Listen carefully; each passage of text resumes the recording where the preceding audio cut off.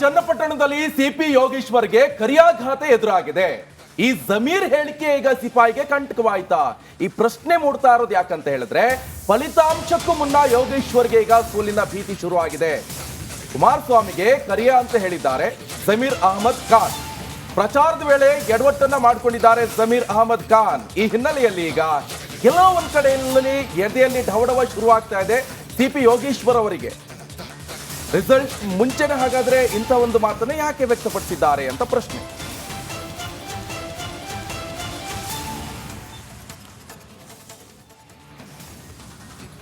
ಇನ್ನು 23ಕ್ಕೆ ರಿಸಲ್ಟ್ ಬರಬೇಕು. ಯೋಗೇಶ್ವರ್ ಆಲ್ರೆಡಿ ಮಾತಾಡ್ಬಿಟ್ಟು ಜಮೀರ್ ಹೇಳಿದ್ದು ಸ್ವಲ್ಪ ತೊಂದರೆ ಆಗಿದೆ, ದೇವೇಗೌಡರು ಬಂದಿದ್ದು ಅವರು ಸ್ವಲ್ಪ ನಮಗೆ ತೊಂದರೆ ಆಗಿದೆ ಅಂತ ಹೇಳೋದಕ್ಕೆ ಏನು ಕಾರಣ? ಬೈ ಎಲೆಕ್ಷನ್ ಕಾವು ಈಗಾಗಲೇ ತಣ್ಣಗಾಗಿದೆ. ಆದರೆ ಚನ್ನಪಟ್ಟಣದಲ್ಲಿ ಫಲಿತಾಂಶಕ್ಕೂ ಮೊದಲೇ ಸೈನಿಕ ಶಸ್ತ್ರತ್ಯಾಗ ಮಾಡಿದ್ದಾರೆ, ಅಂದರೆ ಸೋಲೊಪ್ಪಿಕೊಂಡಿದ್ದಾರೆ. ಯೋಗೇಶ್ವರ್ ಅದ್ಯಾಕೋ ಸೋಲಿನ ಮಾತನಾಡಿದ್ದು ಯಾಕೆ ಅನ್ನುವಂಥದ್ದು ಸಾಕಷ್ಟು ಕುತೂಹಲ ಮೂಡಿಸಿದೆ. ಹಾಗಿದ್ರೆ ರಿಸಲ್ಟ್ ಬಂದುಬಿಡ್ತಾ? ಬನ್ನಿ ಒಂದು ರಿಪೋರ್ಟ್ ನೋಡೋಣ.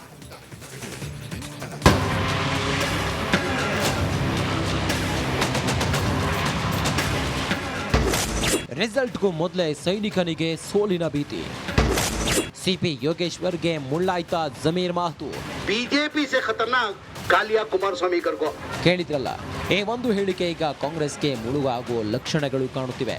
ಹೇಗಂತ ನಾವು ಹೇಳ್ತಿಲ್ಲ, ಸ್ವತಃ ಚನ್ನಪಟ್ಟಣದ ಕಾಂಗ್ರೆಸ್ ಅಭ್ಯರ್ಥಿ ಸಿಪಿ ಯೋಗೇಶ್ವರ್ ಹೇಳ್ತಿದ್ದಾರೆ. ಸೈನಿಕನಿಗೆ ಜಮೀರ್ ಹೇಳಿಕೆ ಕಂಟಕ. ಮಟ್ಟಿಗೆ ಡ್ಯಾಮೇಜ್ ಆಗಿದೆ ಅಂತ ನಮ್ಮ ಕಾರ್ಯಕರ್ತರು ಹೇಳ್ತಾ ಇದ್ದಾರೆ.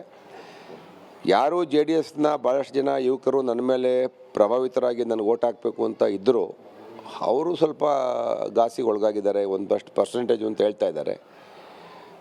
ನೋಡಬೇಕು ಏನೇನಾಗಿದೆ ಅಂತ ಗೊತ್ತಾಗಲ್ಲ. ಜಮೀರ್ ಮಾತು ಮತಗಳ ಮೇಲೆ ಎಫೆಕ್ಟ್. ಒಳಸಂಚು ಉಪಚುನಾವಣೆಗಳಲ್ಲಿ ನಡೆಯಲ್ಲ. ಜಮೀರ್ ಅವರು ಕೂಡ ಭಾಳಷ್ಟು ಮತಗಳನ್ನು ಕ್ರೋಢೀಕರಣ ಮಾಡೋ ಪ್ರಯತ್ನದಲ್ಲಿ ಮಾಡಿದ್ದಾರೆ. ಅವ್ರ ಮಾತಿನ ರಭಸದಲ್ಲಿ ಒಂದಷ್ಟು ಹಳೆಯ ಸ್ನೇಹ ವಿಶ್ವಾಸಕ್ಕೆ ಮಾತಾಡಿರ್ಬೋದು. ಅದು ಮಾಧ್ಯಮಗಳು ಅದನ್ನು ಪ್ರಮುಖವಾಗಿ ಅದನ್ನು ಪ್ರಚಾರ ಮಾಡಿ ರಾಜ್ಯದಲ್ಲಿ ಅದನ್ನು ದೊಡ್ಡ ಸುದ್ದಿ ಮಾಡಿ ಮತದಾರರ ಮೇಲೆ ಪ್ರಭಾವ ಬೀರ್ತಕ್ಕಂಥ ವಿಶ್ಲೇಷಣೆ ಕೂಡ ಮಾಡಿಬಿಟ್ಟು ಭಾಳ ಜನ ನಾನು ಸುದ್ದಿ ವಿಶ್ಲೇಷಣೆ ಮಾಡೋರು ಕೂಡ ಹೇಳಿದ್ರು ಅದ್ರ ಬಗ್ಗೆ. ಸೋಲಿಸಿ ಅವ್ರನ್ನ, ಯಾರು ಜಮೀರ್ ವಿರುದ್ಧ ಹೇಳಿಕೆ ಕೊಟ್ಟವ್ರನ್ನ ಸೋಲಿಸಬೇಕು ಮತದಾರರು ಅಂತ. ನೋಡೋಣ ರಿಸಲ್ಟ್ ಬರುತ್ತಲ್ಲ, ನೋಡೋಣ. ಫಲಿತಾಂಶ ಏನು ಬೇಕಾದರೂ ಆಗಬಹುದು. ಅದು ಎರಡು ಪಕ್ಷಗಳು, JDS ಮತ್ತು BJP. ಇಲ್ಲಿ ನಂದು ಮತ್ತು ಕಾಂಗ್ರೆಸ್ಸು ಎರಡೂ ಸಮಬಲ ಇದೆ. ಈಗೂ ಆಗ್ಬೋದು, ಆಗ್ಬೋದು.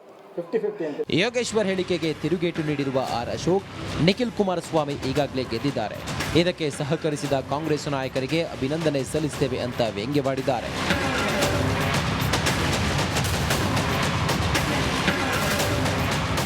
ಏನೇನಿದ್ರು ಈ 23ಕ್ಕೆ ಯಾರ ಕೊರಳಿಗೆ ವಿಜಯ ಮಾಲೆ ಅನ್ನೋದು ಕಾಯಬೇಕಿದೆ. ಅದಕ್ಕೂ ಮುನ್ನವೇ ಸೈನಿಕ ಶಸ್ತ್ರ ತ್ಯಾಗ ಮಾಡಿದ್ರ ಅನ್ನೋ ಅನುಮಾನ ದಟ್ಟವಾಗಿದೆ. ಮಾದೇಸ್ವಾಮಿ, ರಿಪಬ್ಲಿಕ್ ಕನ್ನಡ, ರಾಮನಗರ.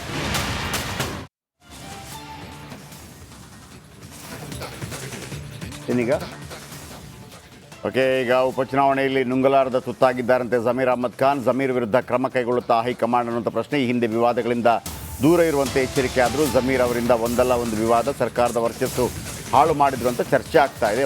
ಬಳಿಕ HDK ಬಗ್ಗೆ ಅವಹೇಳನಕಾರಿ ಪದ ಬಳಕೆ ಮಾಡಿದ್ದಾರೆ ಅಂತ ಹೇಳಿ.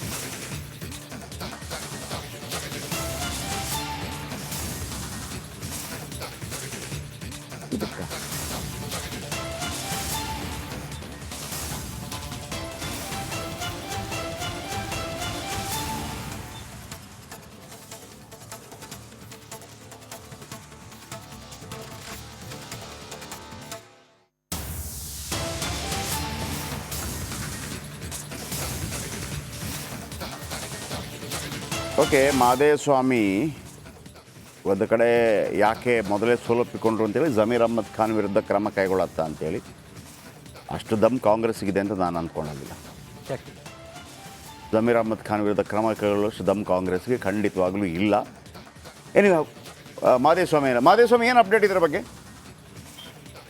ಖಂಡಿತವಾಗಿ ಈಗ ಏನು ಜಮೀರ್ ಅಹಮದ್ ಖಾನ್ ಅವರು ಈ ಒಂದ್ ವೇಳೆ ಏನಾದರೂ ಕಾಂಗ್ರೆಸ್ ಈ ಒಂದು ಕ್ಷೇತ್ರದಲ್ಲಿ ಸೋಲನ್ನ ಕಂಡ್ರೆ ಅದಕ್ಕೆ ಪ್ರಮುಖವಾದಂತಹ ಅಂಶಗಳಲ್ಲಿ ಜಮೀರ್ ಅಹಮದ್ ಅವರ ಹೇಳಿಕೆ ಕೂಡ ಒಂದಾಗುತ್ತೆ. ಹಾಗಾಗಿ ಕೂಡ ಈಗ ಈ ಒಂದು ಸೋಲು ಏನಿದೆ ಅದು DK ಶಿವಕುಮಾರ್ ಅವರ ಹಿನ್ನಡೆಗೆ ಕೂಡ ಕಾರಣವಾಗುವಂತಹ ಸಾಧ್ಯತೆ ಇದೆ. ಹಾಗಾಗಿ ಜಮೀರ್ ಅಹಮದ್ ಅವರ ವಿರುದ್ಧ ಈಗ ಕಾಂಗ್ರೆಸ್ ಏನಾದ್ರೂ ಕ್ರಮವನ್ನ ತೆಗೆದುಕೊಂಡಂತಹ ಸಂದರ್ಭದಲ್ಲಿ ಒಂದಷ್ಟು ಏನು ಡ್ಯಾಮೇಜ್ ಕಂಟ್ರೋಲ್ ಅನ್ನ ಮಾಡ್ಲಿಕ್ಕೆ ಸಾಧ್ಯವಾಗುತ್ತೆ. ಅಂದ್ರೆ ಚುನಾವಣೆಯನ್ನ ಹೊರತುಪಡಿಸಿ ನಾನು ಹೇಳ್ತಾ ಇದ್ದೀನಿ, ಈಗಾಗಲೇ ಮತದಾನ ಮುಗಿದಿದೆ. ಆದ್ರೆ ಈ ರೀತಿಯಾದಂತಹ ಹೇಳಿಕೆಗಳನ್ನ ನೀಡಿದ್ರೆ ಎಲ್ಲೋ ಬಹುಸಂಖ್ಯಾತರಾಗಿರ್ತಕ್ಕಂತಹ ಒಕ್ಕಲಿಗರನ್ನ ಅಥವಾ ಹಿಂದೂ ಮತಗಳನ್ನ ಕ್ರೋಢೀಕರಣ ಮಾಡ್ಲಿಕ್ಕೆ ಕಾಂಗ್ರೆಸ್ಗೆ ಸಾಧ್ಯ ಆಗೋದೇ ಇಲ್ಲ. ಹಾಗಾಗಿ ಅವರ ವಿರುದ್ಧ ಕ್ರಮವನ್ನ ತೆಗೆದುಕೊಂಡ್ರೆ ಮಾತ್ರ ಮುಂಬರ್ತಕ್ಕಂತಹ ಒಂದಷ್ಟು ಚುನಾವಣೆಗಳೇನಿದೆ ಆ ಚುನಾವಣೆಗಳಲ್ಲಿ ಕಾಂಗ್ರೆಸ್ ತಮ್ಮ ಡ್ಯಾಮೇಜ್ ಅನ್ನ ಕಂಟ್ರೋಲ್ ಮಾಡಬೇಕಾಗುತ್ತೆ. ಬಹುಶಃ ನೀವು ಹೇಳಿದಾಗೆ ಕಾಂಗ್ರೆಸ್ ಆ ರೀತಿಯಾದಂತಹ ಕ್ರಮವನ್ನ ತೆಗೆದುಕೊಳ್ಳೋದಕ್ಕೆ ಮುಂದಾಗಲ್ಲ ಅಂತ ಅನ್ಸುತ್ತೆ. ಹೇಗೆ ಇದ್ರೂ ಕೂಡ ಇಲ್ಲ ಮಾಧೇಸ್ವಾಮಿ, ನಿಮ್ಮ ಈ ಆಂಗಲ್ ಚೆನ್ನಾಗಿದೆ. Thank you very much. ನೀವು ಹೇಳಿದ ರೀತಿ ಕರೆಕ್ಟ್ ಆಗಿದೆ. ಗುಡ್. ತುಂಬ ಒಳ್ಳೆಯ ಒಂದು ಪಾಯಿಂಟನ್ನು ಮಾಧೇಸ್ವಾಮಿ ಹೇಳಿದರು. ನಾನು ಬೇರೆ ಆ್ಯಂಗಲ್ ಅಂದ್ಕೊಂಡೆ, ಇದು ಚೆನ್ನಾಗಿದೆ, ಇದು ಕರೆಕ್ಟ್ ಇದೆ ಆ್ಯಂಗಲ್. ಹೇಗೆ ಅಂತಂದರೆ, ಈಗ ಒಂದು ಚರ್ಚೆ ಶುರುವಾಯಿತು. ಏನು ಶುರುವಾಯಿತು ಅಂತಂದರೆ, ಆರಾಮ್ಸೆ CP ಯೋಗೇಶ್ವರ ಗೆಲ್ತಾ ಇದ್ರು. ಈಗ ಚರ್ಚೆ CP ಯೋಗೇಶ್ವರ ಗೆಲ್ತಾ ಇದ್ರು ಆರಾಮ್ಸೆ. ಆದರೆ CP ಯೋಗೇಶ್ವರ್ ಗೆಲ್ಲೋ ಮುಖಾಂತರ DK ಶಿವಕುಮಾರ್ ಗೆದ್ದು CP ಯೋಗೇಶ್ವರ್ ಗೆದ್ದು DK ಶಿವಕುಮಾರ್ ಗೆಲ್ಲೋದು ಬೇಕಾಗಿರ್ಲಿಲ್ವೇನೋ. ಯಾರಿಗೆ? ಜಮೀರ್ ಅಹಮದ್ ಖಾನ್ಗಿರ್ಬೋದು ಅಥವಾ ಸಿದ್ದರಾಮಯ್ಯ ಟೀಮ್ಗಿರ್ಬೋದು. ಹಾಗಾಗಿ ಕಾಳಿಯಾ ಕುಮಾರಸ್ವಾಮಿ ತೊಂದರೆ ಆಗ್ತಾ ಇರಲಿಲ್ಲ. ನಿಕೇಶ್, ಕಾಳಿಯಾ ಕುಮಾರಸ್ವಾಮಿ ತೊಂದರೆ ಆಗ್ತಾ ಇರಲಿಲ್ಲ. ದೇವೇಗೌಡರ ಫ್ಯಾಮಿಲಿಯನ್ನು ಖರೀದಿ ಮಾಡ್ತೇನೆ ಅಂತ ಹೇಳ್ತಾ ಇರಲ್ಲ, ಅದು ತೊಂದರೆ ಆಗಿರ್ಬೋದು. ಹೇಗೆ ಅಂತ ಮೊನ್ನೆಯಿಂದ ನಾನು ನಿಮ್ಗೆ ಹೇಳ್ತಾ ಇದ್ದೀನಿ ನೋಡಿ. ಟೋಟಲ್ 10 ಜನ ಇದ್ದಾರೆ ಅಂತ ಇಟ್ಕೊಳ್ಳಿ, ಒಕ್ಕಲಿಗರು 10 ಜನ ಇದ್ದಾರೆ, ಮುಸ್ಲಿಮರು 3 ಜನ ಇದ್ದಾರೆ, ಉಳಿದ ಎಲ್ಲ ಜಾತಿಗಳು.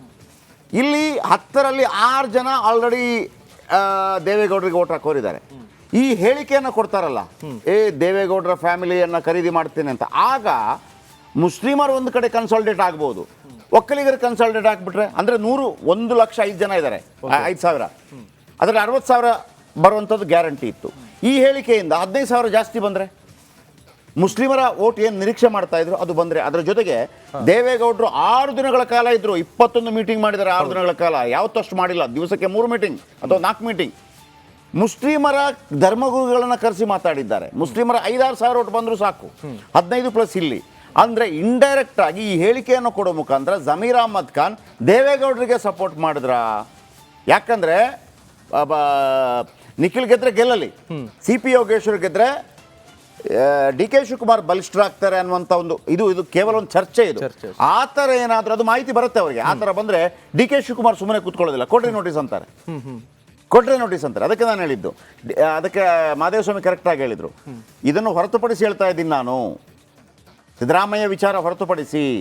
ಸಿದ್ದರಾಮಯ್ಯ ಬಯಸಿರ್ಲಿಕ್ಕಿಲ್ಲ, ಆದರೆ DK ಬಯಸ್ತಾರೆ. ಒಂದು ವೇಳೆ ಸೋತ್ರೆ ಇವತ್ತು ಚನ್ನಪಟ್ಟಣದಲ್ಲಿ ನಿಖಿಲ್ ಕುಮಾರಸ್ವಾಮಿ ಗೆದ್ದರೆ DK ಶಿವಕುಮಾರ್ ಅವರನ್ನು ಸೋಲಿಸೋದಕ್ಕೆ ಈ ಹೇಳಿಕೆಯನ್ನು ಕೊಟ್ಟರು ಅಂತೇಳಿ ಜಗಜ್ಜಾಹಿರಾಗುವಂಥ ಸುದ್ದಿ ಬರುತ್ತೆ. That's all.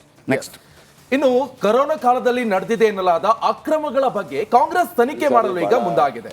ಈ ಮೂಢ ಸಂಕಷ್ಟದಲ್ಲಿ ಸಿಲುಕಿ ಸುಸ್ತಾಗಿರುವಂತಹ ಕಾಂಗ್ರೆಸ್ಗೆ ಈಗ ಕೊರೋನಾ ಅಸ್ತ್ರ ಬಿಜೆಪಿ ವಿರುದ್ಧ ಹೋರಾಡಲು ಮತ್ತೊಂದು ಬೂಸ್ಟರ್ ಡೋಸ್ ನೀಡಿದ್ರೆ ಅತ್ತ ಕೇಸರಿ ನಾಯಕರಿಗೆ ಈಗ ಕೊರೋನಾ ಹಗರಣದ ಸೋಂಕು ತಗುಲೋ ಸಾಧ್ಯತೆ ಹೆಚ್ಚಾಗಿದೆ. ಬನ್ನಿ ಆ ಬಗ್ಗೆ ಒಂದು ಕಂಪ್ಲೀಟ್ ವರದಿದೆ, ಫಸ್ಟ್ ನೋಡ್ಕೊಂಡು ಬರೋಣ.